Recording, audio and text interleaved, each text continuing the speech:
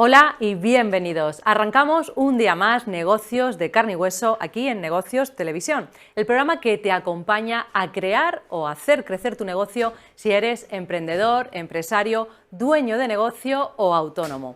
Y como te digo cada día, a emprender o a ser empresario no se aprende en ninguna universidad ni escuela de negocios, pero sí se aprende con la experiencia de los demás, conociendo los éxitos y fracasos de otros. Por eso este programa lo hacemos emprendedores y empresarios como tú, que hablamos tu mismo idioma y que te aportamos soluciones, consejos, claves y todo lo que necesites para lanzar tu negocio y hacerlo crecer hasta donde sueñes. Así es que si eso es lo que quieres, hacerlo crecer, no te muevas porque estás en el lugar adecuado.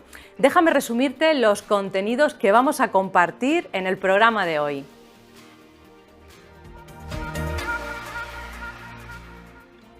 Pues con el panorama político que tenemos esta semana es difícil elegir una noticia destacada. Desde luego hay mucho que hablar sobre el paquete de medidas que aprobó el viernes pasado el Gobierno para apoyar a pymes y autónomos, que ya veremos en qué queda y cuándo llegan de una vez. Pero hoy hemos elegido empezar a hablar de un impuesto revolucionario que supuestamente iba a afectar solo a los más ricos, pero claro, que acabamos pagando siempre los mismos, pymes y autónomos. Te hablo de la tasa Google, porque seguro que al igual que yo, habrás recibido una carta del gigante digital anunciándote que tus facturas se incrementarán entre un 2 y un 3% en los próximos meses. Y ya metidos en el tema digital, a estas alturas ya debes estar convencido de que la pandemia te ha obligado a digitalizarse. Por eso hoy vamos a mostrarte las 8 herramientas digitales necesarias para tu negocio. ¿Y en dónde está la pasta? Hoy vamos a conocer cómo financiar un proyecto sin diluir tu equity, es decir, tu participación. Y cuento como siempre con los mejores expertos. Hoy están conmigo Jordi Altimira, Pedro Villagrá y Miguel Moneo. Y en nuestro espacio favorito, Conversaciones de Barra, hoy tenemos una empresa de película. ¿Sabes qué tienen en común Sofía Loren, Ava Gardner, Charlton Heston o John Wayne? Pues que todos ellos participaron en películas a las que vistió Sastrería Cornejo, una empresa madrileña que lleva desde 1920 vistiendo de época a las estrellas. Con su director, Humberto Cornejo, vamos a repasar los éxitos y los fracasos antes de llegar a ser lo que son hoy. No te muevas porque ahora sí, comenzamos.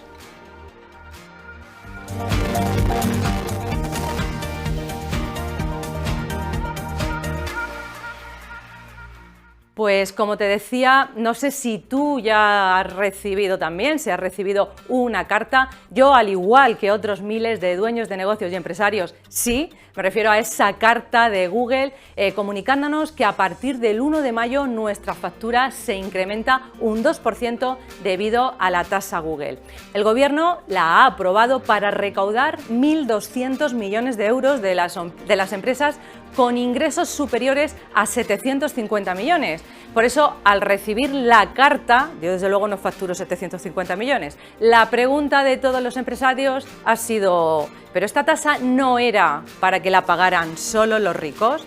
Para contestar esta pregunta me acompañan dos de mis colaboradores habituales, mentores y socios del Campus 360, Miguel Moneo y Pedro Villagrá, que además es nuestro experto digital. Buenas tardes, Pedro, Miguel. Muy buenas tardes, Marilo. Buenas tardes, Marilo. Bueno, nos metemos de lleno a repasar qué es esto de la tasa Google, ese impuesto que al final es un impuesto revolucionario que iban a pagar los más ricos, pero que ya hemos recibido la carta, ¿no, Pedro? Pues sí, hemos recibido la carta recientemente, la mayoría de las empresas españolas que se anuncian en Google, pero también es verdad que hace ya un par de meses, anteriormente, la gente que vendemos también en Amazon habíamos recibido la misma carta. Y es muy posible que se sigan recibiendo cartas. Es decir, es un impuesto, como bien dices, total y absolutamente revolucionario, maquillado, injusto y que además no lo vamos a terminar tampoco pagando en la mayoría, sí, las pymes, pero se va a terminar repercutiendo en el consumidor final, que al final es el que compra los servicios de los que somos anunciantes. Claro. Y muchas veces nos vamos a ver obligados a tener que subir también nuestro precio de venta para poder subsistir. La gente piensa además que el anunciarse en Google es una cosa baladí, que es poca cosa, y todos los que estamos ahí sabemos que esto cada vez va a más, a más, a más. Es un gran negocio, por eso es una de las empresas más ricas del mundo. Y al final muchas empresas se ahogan en sus beneficios y si te quitan otro 2-3%, claro, ese 2-3% muchas veces significa sobrevivir o morir. Entonces, al final, ¿quién lo va a terminar pagando? Todos. Es decir, al final era un impuesto maquillado solo para los más ricos y vemos cómo es demagogia pura. ¿Por qué tiene el gobierno tanto interés en esta tasa a pesar incluso de que podía crearle conflictos con Estados Unidos? ¿Estaba esperando incluso a que Trump saliera para ello? De hecho, está creando conflictos y los va a seguir creando, porque insisto en que no solamente está atacando a una empresa, está atacando a todas las tecnológicas, que no se sabe si por suerte o por desgracia la base fiscal de todas estas tecnológicas está en Silicon Valley, ¿no? En Estados Unidos. Entonces, es verdad y además ya tienen anunciados también unos paquetes de contramedidas contra la Unión Europea, porque esto no se está haciendo solamente en España, se está haciendo también en Francia y se pretende hacer en otros países. Pero al final es eso, es un tema de desfase fiscal y a ver de dónde sacamos. Y en vez de meter mano y hacer reformas y recortar de otras cosas, al final vemos que siempre estamos hablando de lo mismo, ¿no? Terminan pagando los de siempre. Los de siempre, nosotros, las pymes y autónomos, ¿verdad, Miguel? Sí, al final como cualquier impuesto, todo depende del poder de negociación, de a quién le pongas el impuesto, ¿no? En este caso el poder de negociación es inmenso, ¿no? O sea, no le va a dar exactamente igual. Todos los anunciantes vamos a querer seguir poniendo nuestros anuncios en Google. Entonces, ¿qué es lo que hace Google? Pasa al siguiente escalón, se lo repercute a las empresas grandes, medianas, pequeñas, porque no tienen poder de negociación, porque no existe otro parecido, existen muy poquitos parecidos, es un oligopolio realmente. ¿Qué es lo que pasa? Que las empresas más grandes pueden aceptar comerse ese impuesto. Las pymes, las startups, la gente de pie de calle no puede aguantarlo, no puede, e intentará repercutir en precios, como pasa en economía siempre, a sus clientes, si es que puede. Hay veces que no puede repercutir en precios y esto lo que puede hacer es ayudar a estrangular las empresas. Estas ayudas de las que habla el gobierno tanto, a los autónomos, a las pymes, a las startups, esto es contraproducente, sin lugar a dudas, esto va del lado contrario. De hecho, si me permites también apuntar, el otro día justo además estuve recabando mis correos electrónicos y el mismo día que se planteó la posibilidad de que se iba a implantar el impuesto, todavía no estaba aprobado, ese mismo día Amazon a todos los sellers nos mandó una carta diciendo, si esto ocurre que sepáis que lo vais a pagar vosotros. El día que se aprobó, a la semana, no tardó una semana, Amazon ya lo dijo. ¿Qué pasa? Amazon somos muy poquitos, Google somos prácticamente todos, ¿no? Claro. Y al final también, lo que apunta Miguel muy bien, incluso esas grandes podrían absorber perfectamente un 2 o un 3%, ¿no? Pero el no hacerlo es también una forma de protesta, de decir al gobierno, esto que estás haciendo, yo no estoy de acuerdo con hacer esto absolutamente para nada.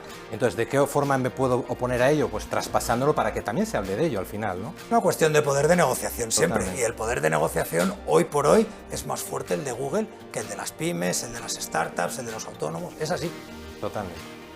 Bueno, decías que está también en Francia, ¿no? No afecta a más países de la Unión Europea. España y Francia, de momento, ¿no? Que yo sepa, no, pero es posible que otros países también pretendan también, pero bueno, sobre todo países con alta carga fiscal. Es que al final, efectivamente, al final, todos los impuestos intentan paliar los desastres de la pandemia que necesitan los gobiernos ahora mismo de muchísima más financiación para poder atender. Entonces hay muchos impuestos que son directos, que pueden, digamos, traer dinero a las arcas públicas, y hay otros impuestos que van a ser repercutidos a las empresas. Entonces lo que hacen es a las mismas empresas a las que pretendían ayudar ponerles otra nueva carga fiscal. Es así. Bueno, desde luego, según las fuentes, unas 9.000 pymes españolas tendrán unos costes extra de 500 millones, empresas para las que además la digitalización no es una opción, eso lo llevamos diciendo cada día, y que a partir de julio, que es cuando se liquida el segundo trimestre, las pymes van a pagar, aunque no sabemos si lo harán las grandes tecnológicas, que en principio... No, porque finalmente ya sabemos que ellos hacen ingeniería fiscal y tratan de pagar los menos impuestos posibles, están en su derecho y buscan las formas de hacerlo. El pequeño no tiene esas opciones, ¿no? Entonces al final llega la fecha y a pagar y a callar.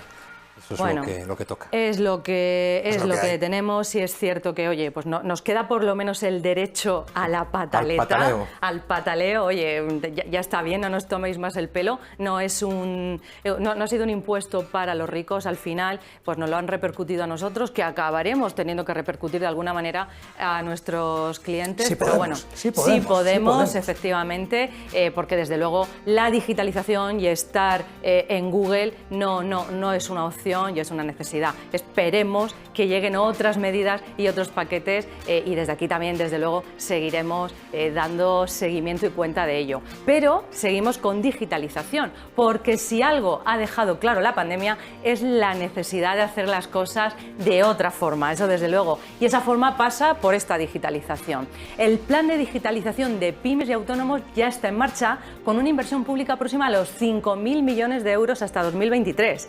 El objetivo es acelerar la digitalización de 1,5 millones de pymes. Un 80% están formadas por autónomos y microempresas.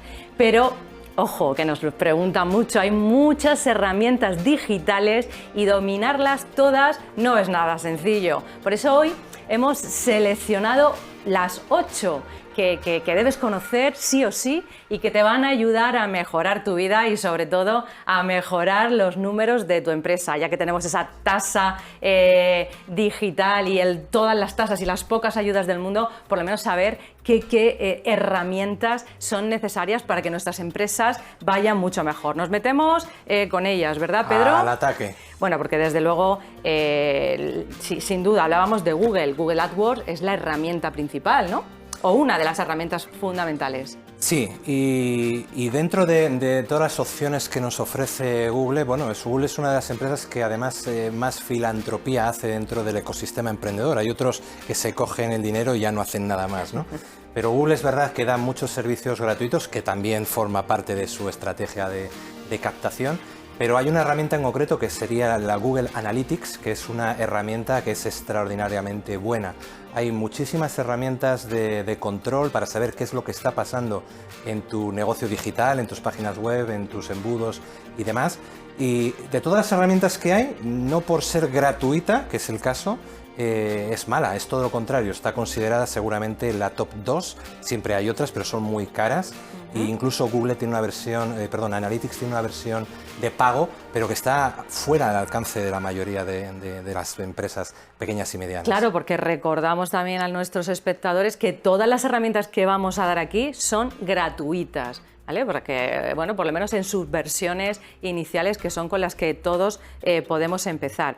Miguel Luna, vamos a comentar también, porque es importante recordarlo, hay una encuesta reciente del Banco de España, Empresas Españolas, ha revelado que la facturación y el empleo efectivo, incluso teniendo en cuenta los ERTEs, han caído más en las empresas pequeñas porque no estaban digitalizadas. De hecho, llega a decir que las ventajas de la digitalización son claras. El 86% de las empresas más digitalizadas está manteniendo su plantilla, incluso incrementándola. Fundamental la digitalización, y el que no se haya enterado... Eso yo creo que no había que hacer falta ni una encuesta para saberlo, ¿no? Es evidente que muchas veces hablamos con amigos, conocidos o gente empresarios con los que nos cuentan lo bien que les va por todos los cambios y la digitalización que han implementado sus empresas, pero no justo ahora, sino en los años incluso anteriores, ¿no? Hay gente que lo ha visto venir y, como bien dices tú, está demostradísimo que no es una opción, es que es una necesidad.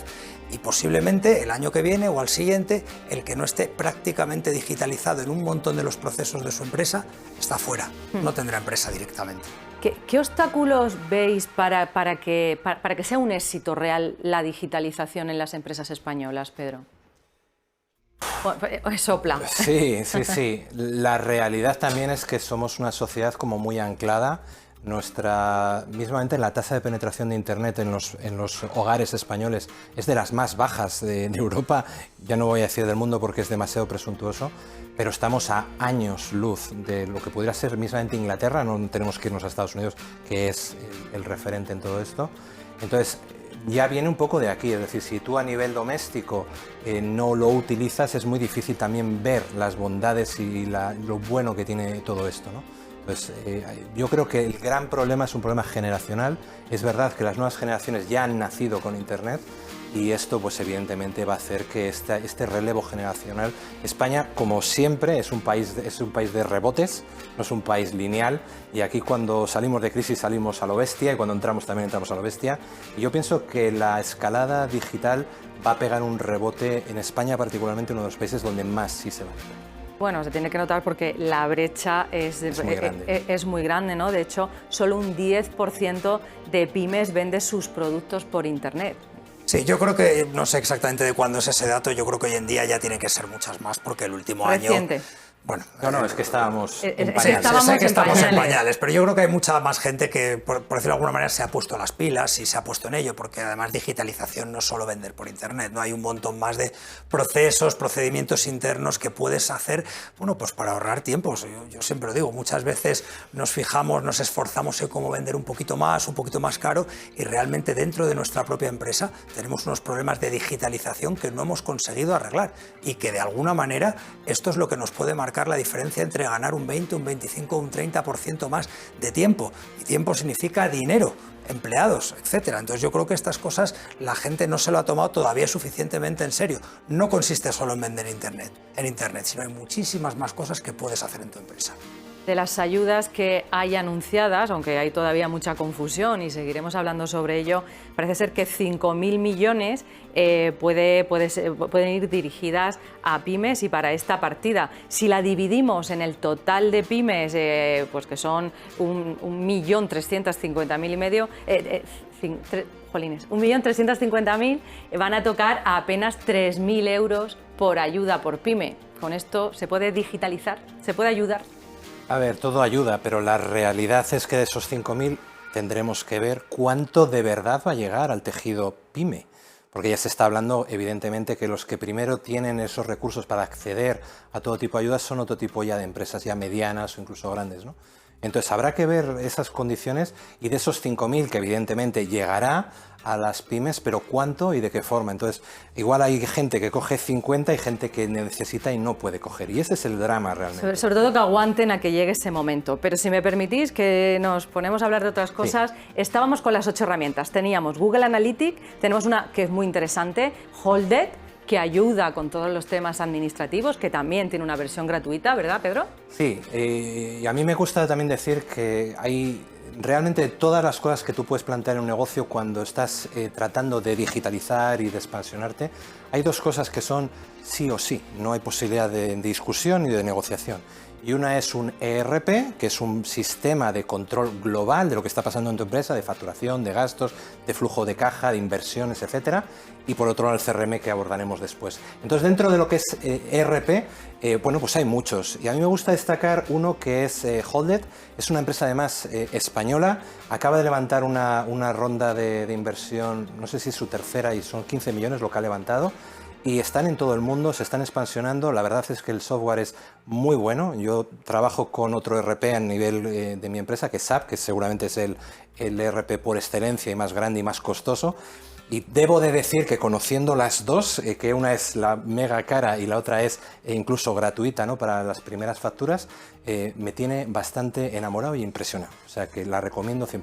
Pues fenomenal. Y tenemos otra herramienta que ayuda a gestionar las redes sociales, que es HotSuite. Correcto. HotSuite es también una herramienta fundamental en el día de hoy, puesto que lo que te permite es que tú definas tu estrategia de redes sociales y hagas un calendario de publicaciones que los puedas programar todo en un día. Tiene muchas más funciones, pero esta es la básica y por la que empezó y por la que más se le conoce, ¿no? Entonces, tú programas un día, imagínate, todas las publicaciones de un mes entero. Entonces ya lo pones en piloto automático y sabes que todos los días a las 9 de la mañana se va a publicar esto, se va a publicar lo otro. Te permite realmente centrarte en la estrategia, no en el contenido, que ese es el gran drama de las redes sociales. Hay tanto que publicar que nos morimos creando contenido y no nos paramos a pensar en la estrategia. Entonces es una herramienta que tiene su versión gratuita, freemium, y nos permite hacer esto. Entonces, desde luego, es una grandísima herramienta. Y otra herramienta fundamental para gestionar sobre todo correos electrónicos, pues puede ser MailChimp, ¿no? Sí, y MailChimp yo no solamente porque hace muchos años que empezó MailChimp y se encuadraría dentro de esto, ¿no? De mandar campañas de correos electrónicos, pero todo esto fue evolucionando y empezó la convergencia de la omnicanalidad, que es un palabrejo que me gusta decir mucho, y es el estar en todos los sitios. Entonces, yo MailChimp lo incorporo ya dentro de lo que sería propiamente un CRM. Los CRMs antaño eran sistemas muy cerrados, son sistemas de relación con los clientes, llevar el control de quién hace qué y en qué momento. Y el hecho de poderlo mezclar y saber también qué está pasando en tu página web y que si pasa esto, además te mando este correo y si lo abres yo te puedo saber que tengo que hacer estas cosas, esas automatizaciones pues ya se encuadran también dentro de lo que es un CRM moderno. Y MailChimp hay otra también muy buena, es ActiveCampaign, pero MailChimp te ofrece la posibilidad de 2000 contactos gratis, entonces... Bueno, está muy bien para empezar y desde luego una herramienta fundamental para crear tu página web, WordPress.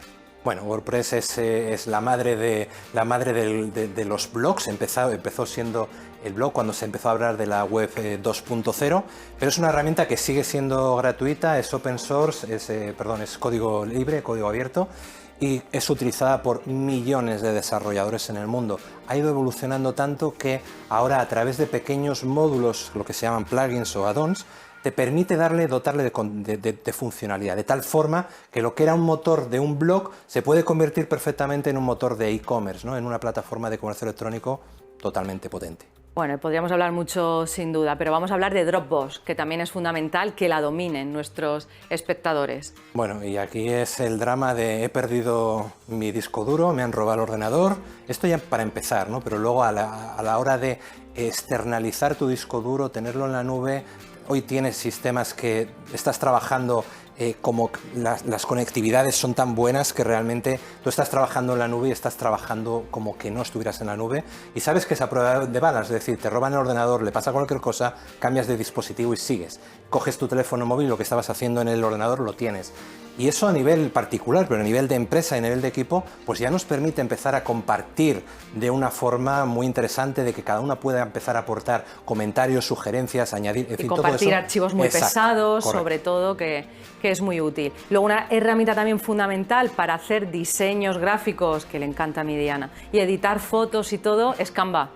Bueno, y Canva igual, Canva es una herramienta que es de esas imprescindibles, tiene la versión gratuita que puedes hacer absolutamente de todo, luego está la versión ya de pago que bueno, pues ya te permite hacer plantillas, cosas más avanzadas, pero es que te permite diseñar hasta el que no sabe diseñar, como es mi caso, que soy nefasto dibujando, pues haces cosas que hasta parecen bonitas, o sea que es muy recomendable. Muy recomendable y acabamos con la última herramienta de hoy, que sería una herramienta para gestión de proyectos, que podemos elegir Trello, ¿verdad? Sí, hay muchas y bueno, Trello realmente es una que a mí particularmente me gusta. A nivel gratuito puedes hacer absolutamente todo y ya la versión de pago es para temas ya de más de equipo y cosas de esas. Entonces Trello es muy recomendable y muy productiva. Bueno, pues a ver, cada una de estas herramientas desde luego daría para un programa completo. Hemos tratado de resumirte aquí para que ya las tengas en la cabeza y por lo menos puedas empezar a usarlas porque son necesarias y fundamentales para tu negocio.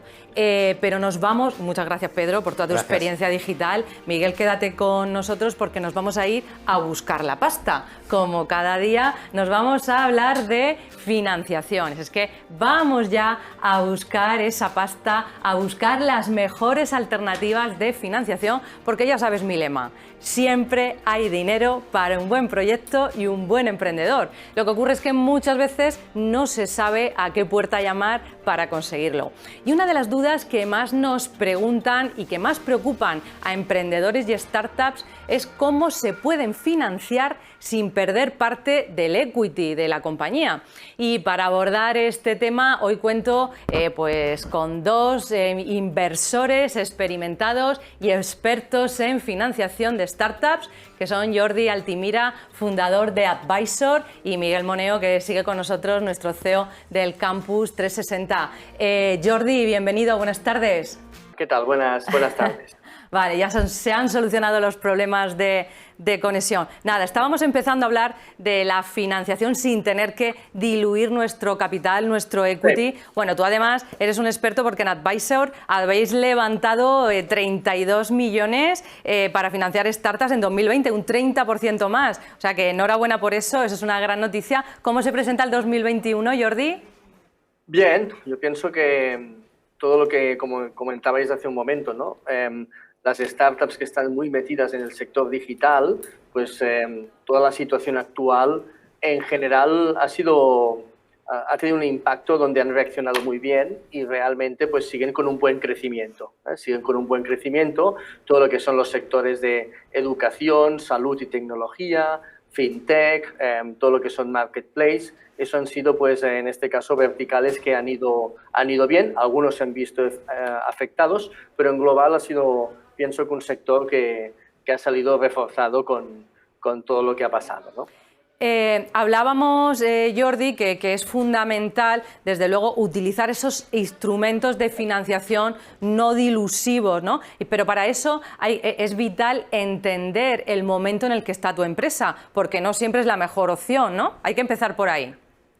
Sí, a ver, las empresas tienen que tener una buena planificación financiera, ¿no? Las empresas pues tienen que entender que tienen un plan de negocio y ese plan de negocio tienen que financiarlo. Y para financiarlo tienen que dibujar un roadmap, un camino para llevarlo a cabo, ¿no?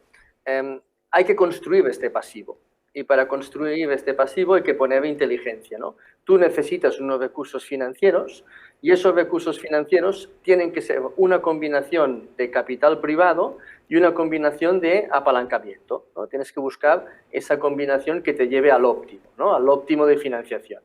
Entonces, claro, si tú en una etapa muy inicial lo haces todo con capital solo privado, ¿qué te sucede? Que tu empresa, al empezar, tiene una valoración baja.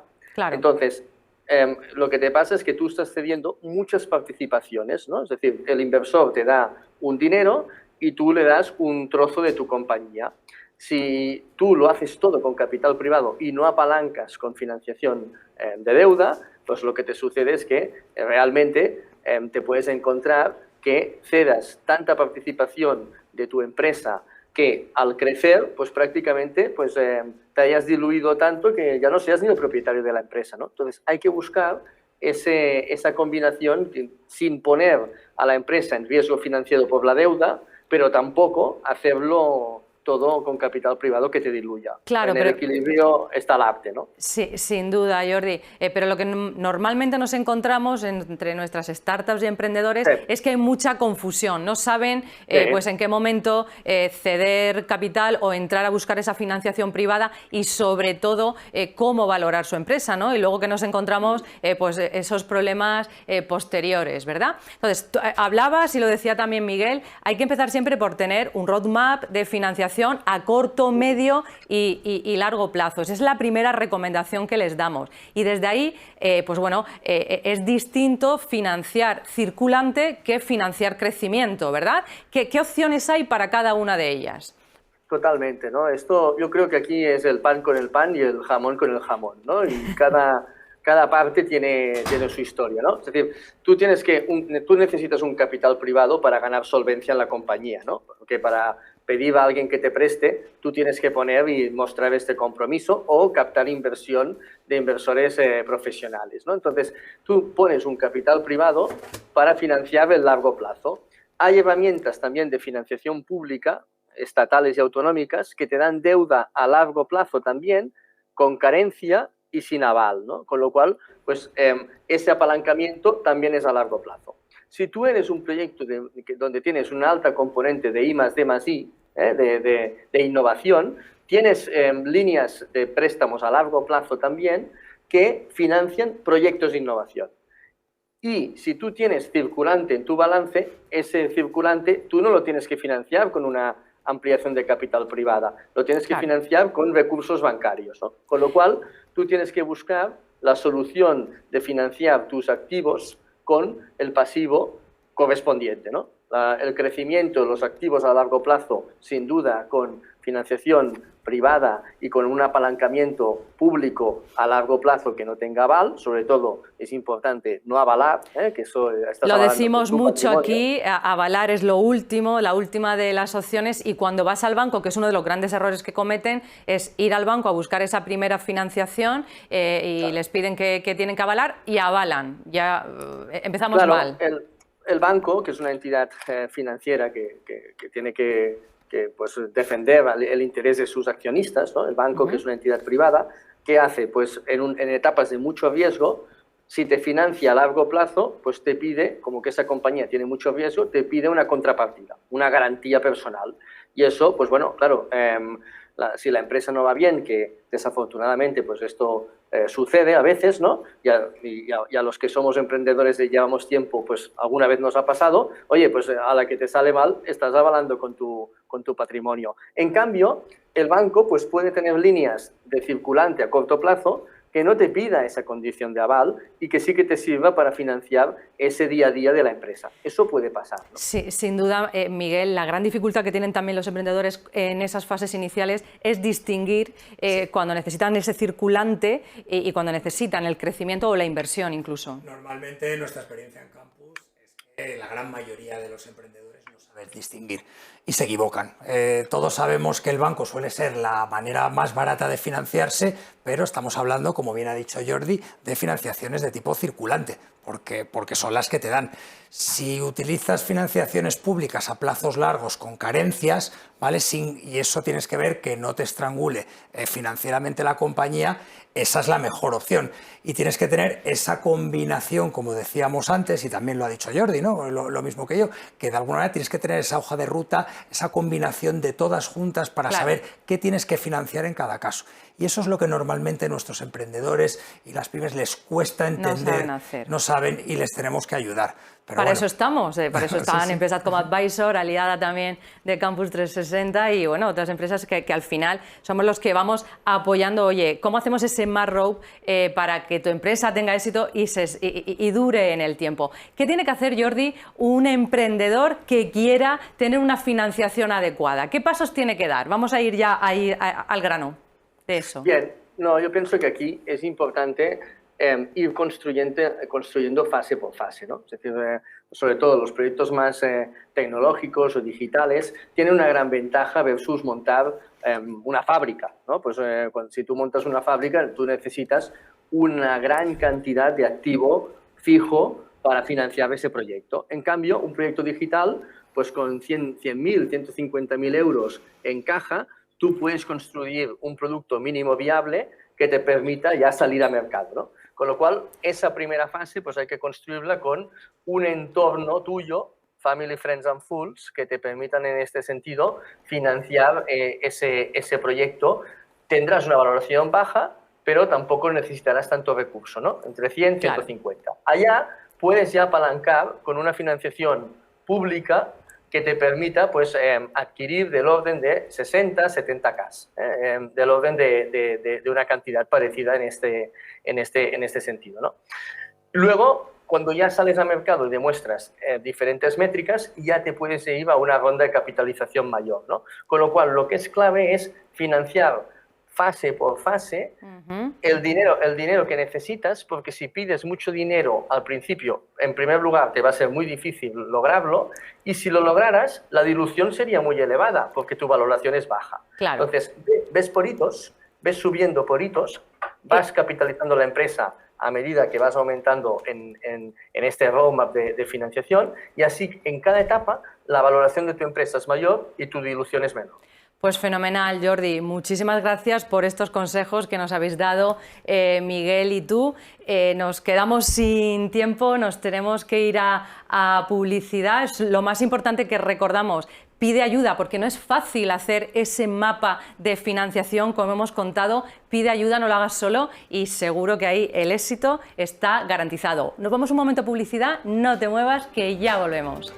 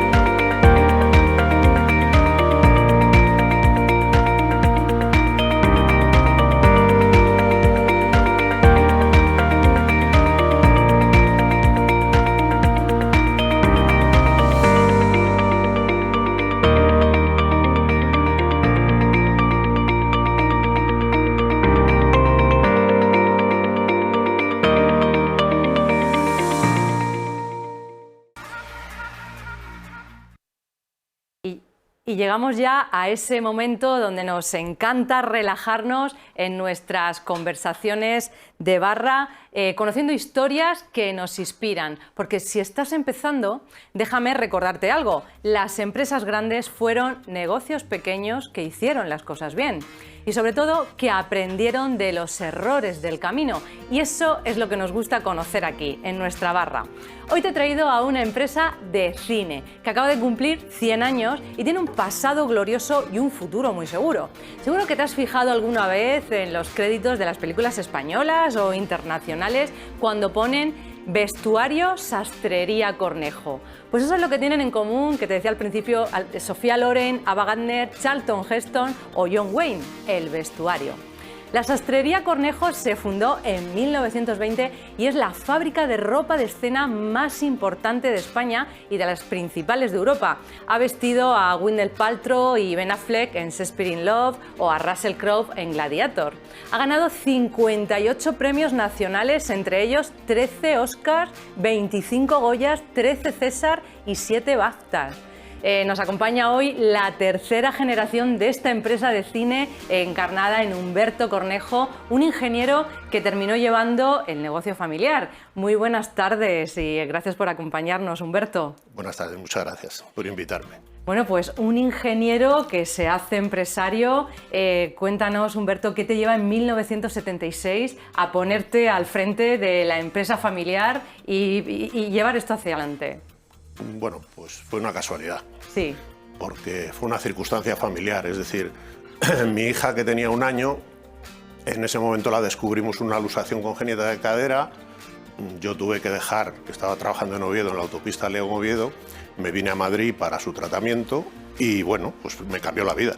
Evidentemente yo ya me quedé hasta que ella se recuperó y en el momento en que me tenía que volver a poner a trabajar, pues mi padre, en un comentario que hice mal hecho de la empresa, porque yo no conocía nada de la empresa, me dijo que si quería comentar de la empresa tenía que ser desde dentro y no desde fuera. Y entonces entré y ya no he salido. Qué sabio tu padre, qué sabio.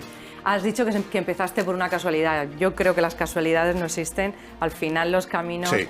Nos van llevando. El destino. Y el destino y tu hija puso, pues bueno, porque desde 1976 ya es una casualidad muy larga, ¿no? Sí. De hecho, entraste a lo grande, poniendo tu firma en películas como La Colmena, La Escopeta Nacional o El Crimen de Cuenca. ¿Te atrapó el mundo empresarial o tuviste que hacerte a él? ¿Cómo fue esa fase inicial? Bueno, fue una fase de aprendizaje. Me atrapó el mundo. El mundo era un mundo que yo no conocía, es decir, yo venía con una mentalidad de ingeniero completamente cuadriculada, pero sí que me atrapó el mundo empresarial, es decir, a mí sí que me gustaba. Es decir, yo hice ingeniero de caminos, pero bueno, yo podía haber hecho empresariales. Sí que me gustó, es decir, a mí me gusta la empresa sobre todo porque en la empresa decides, y eso es lo que me gusta a mí, tomar decisiones. Lo que pasa es que yo, como desconocía el mundo, sí que me costó introducirme en el mundo. Es un mundo rodeado de artistas, es decir, que nosotros tratamos con artistas, no solo los actores y los directores, sino que los figurinistas, que son los que trabajan con nosotros y son para los que trabajamos nosotros, pues son unos artistas. Entonces, ese mundo es un mundo muy separado de la ingeniería. Sin duda, sin duda. Desde luego tenéis más premios que nadie. El último ha sido un Goya por las niñas recientemente. Bueno, enhorabuena. Sí, fue una nominación que luego no ganó el Goya, pero bueno, sí. Una nominación. Hoy me han comunicado que está nominada Vina Daigeler, una figurinista alemana, pero que vive en España, por Mulan, y nosotros hemos participado en la película, o sea que esperamos a ver si tiene opciones de ganar. Vamos al principio de la historia, porque aquí nos gusta remontarnos a los principios e inspirar a nuestros espectadores que estén empezando también sus caminos. Hace 100 años, en este caso, ¿cómo inició tu abuelo Humberto esta aventura que ya es tan internacional? Pues también por otra casualidad. De esas casualidades, sí. ¿no? Mi abuelo había venido a España, él estaba en Cuba porque se había quedado huérfano y había venido a España a hacer la mili. Y bueno, pues hizo la mili, conoció a mi abuela, pero no tenía ni oficio ni beneficio y estaba a punto de volverse allí. Y entonces un familiar de mi abuela, que era coleccionista de trajes, pues les cedió su colección para que la explotasen y así empezó. Es decir, mi abuelo no era ni sastre ni tenía nada que ver con ese mundo, pero bueno, yo lo que he podido conocer de mi abuelo, que no he podido trabajar con él por 2 años, porque él murió en el 76 y yo me incorporé en el 78, y que lo he conocido más por la gente de la profesión que por la familia, porque en las empresas familiares se comentan pocas cosas, pues yo creo que mi abuelo en aquel entonces era lo que hoy se llama un emprendedor. Él se echó a la calle y al principio solo trabajaba para particulares, pero él empezó a ir a los teatros y empezó inmediatamente a trabajar en teatros y sobre todo en revista. Sí, sí.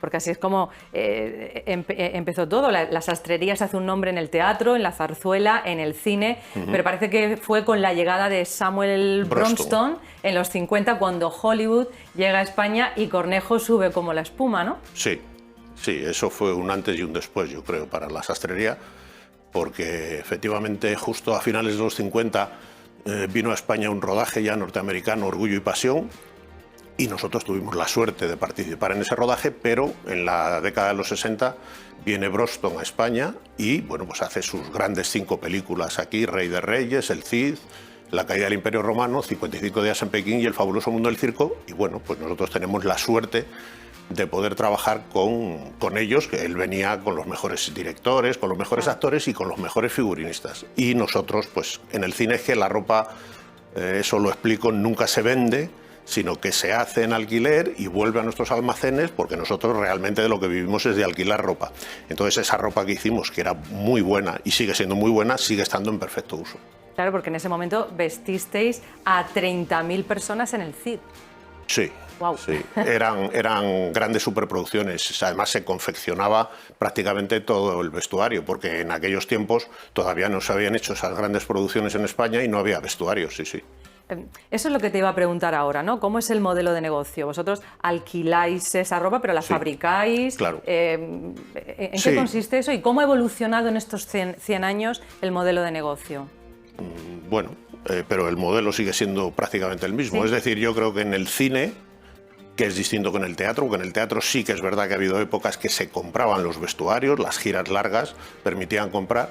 Ahora solamente yo creo que vendemos espectáculos de teatro pues a las grandes compañías nacionales, es decir, la Compañía Nacional de Teatro Clásico. Pero en el cine yo creo que la política siempre ha sido la misma, es decir, el vestuario se confecciona nuevo, se alquila para la película y vuelve a los almacenes.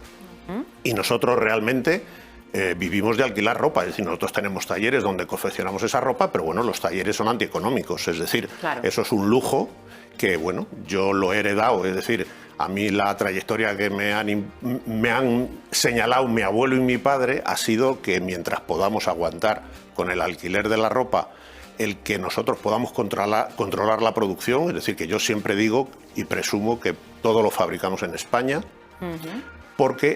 pero no por nada de chauvinismo, sino porque a mí, yo trabajo con los mejores figurinistas que me exigen muchísimo y yo soy incapaz de controlar ese trabajo fuera de España. Fuera de España. ¿Cómo ha sido el año del COVID y cómo se presenta el 2021? Porque tenéis 50 empleados y bueno, habéis tenido que hacer ERTEs o os ha afectado, ¿cómo ha sido? Sí, nos ha afectado porque claro, se pararon muchísimos rodajes, se pararon incluso series y películas que estaban en preparación.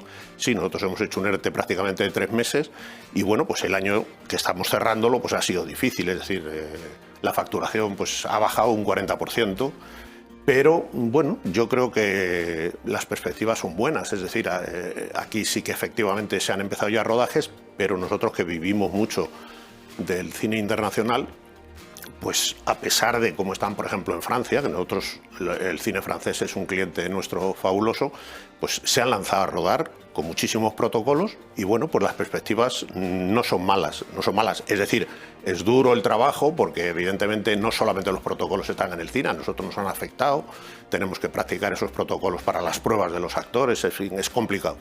Y hay una 4ª generación de sastrerías Cornejo. Sí. Qué bien, nos encanta porque además sabemos las dificultades en las empresas familiares de pasar de generación, con lo cual, pues enhorabuena también por eso. Yo tengo 2 hijos ya conmigo, sí. Una hija y un hijo y llevan conmigo 20 años trabajando. Pues a ver si celebramos otros 100 años de sastrería Cornejo. Ojalá. Como mínimo. Humberto, ¿te atreves con nuestro test? Aquí en nuestra barra de bar hacemos un test a nuestros empresarios. ¿Te atreves con nosotros? Sí. Claro que sí, por supuesto. Si es emprendedor emprendedor, empresario, se tiene que atrever con nuestro test. Antes que jefe, ¿fuiste becario? Sí, Sí. sí, sí. De ingeniero de caminos fui becario. Muy bien. ¿Hay algún jefe al que hubieras querido tirar por la ventana? Pues no, porque aquí, bueno, sí, a lo mejor tendría que decir, y suena un poco a mi padre, es decir, yo con el jefe que más he Ahora que discutido no te oye. ha sido con mi padre. No, mi padre ha fallecido, pero evidentemente, posiblemente tuviera que decir eso simplemente. ¿Y alguno que te hubieras llevado de cañas? A tu padre quizá también. Sí, evidentemente. Seguro. Sí. Seguro. Evidentemente. Ese momento en el que el jefe, en el que Humberto dice, tierra, trágame. Bueno, Muchos. evidentemente cuando llega el problema. Cuando llega el problema y sobre todo si es un problema no esperado y tienes que decidir. Y ese mensaje que el jefe mandó a un grupo de WhatsApp por error. No. Eso No. no le ha pasado a Humberto. No. Hoy es el mejor día para que el jefe confiese ese secreto que nunca ha confesado. Pues, ¿No tiene ningún secreto inconfesable? hombre, sí, seguro que muchos, pero seguro que muchos, pero no, así especialmente no me preocupa ninguno. Si es que tengo muchos inconfesables, no me preocupa ninguno. ¿Los jefes también lloran, Humberto? Sí, sí. Sin Y duda. más en las empresas familiares. Sí, ¿verdad? Sí, ¿En tu casa quién es el jefe? mi mujer. Como tiene que ser, chicos. Evidentemente, pero además trabaja conmigo, o sea que... Muy bien, empresa familiar al 100%. Sí. Humberto, ha sido un auténtico placer conocer Sastrerías Cornejo en profundidad, compartir esos éxitos y bueno, y cómo empezó todo con nosotros, y ojalá podamos inspirar a muchísimos emprendedores que sigan ese camino. Gracias. Muchísimas gracias. Pues hasta aquí nuestro Negocios de Carne y Hueso de hoy. Espero que hayas disfrutado y te hayamos dado las mejores ideas para tu proyecto, tu negocio o tu empresa. Te espero en nuestro siguiente programa con más historias de emprendedores y empresarios de carne y hueso. No nos faltes.